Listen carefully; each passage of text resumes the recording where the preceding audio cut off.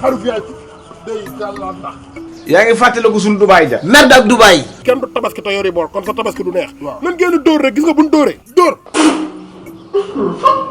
père. yàlla teel kaas. buur waaye yéen da ngeen a mënut a bàyyi seen tëgg mi. Louga xanaa ko mu tudd Louga. lu gën. ni nga bëggee tëm noonu nga bëggee duus. bay jàmm kii sa baay la.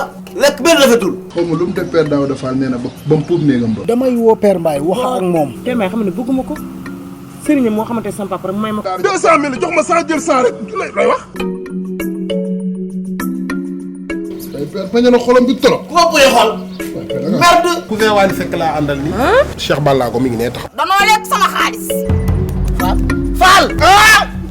Fall yi lan la. sama xelal dem doon sa demoon rek. ñaari nit kasara mu bañoo 14 milliards. bul ma xool. dama naqar bi rek. bi ma def leen ñu waay yéen.